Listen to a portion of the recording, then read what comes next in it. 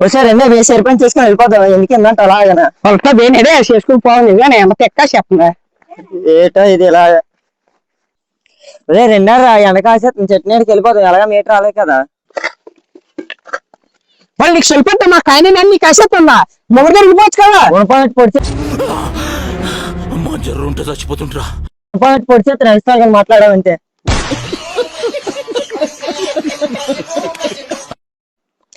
అలా మీకు సెల్ఫేడ్ తక్కువే చెప్తుందా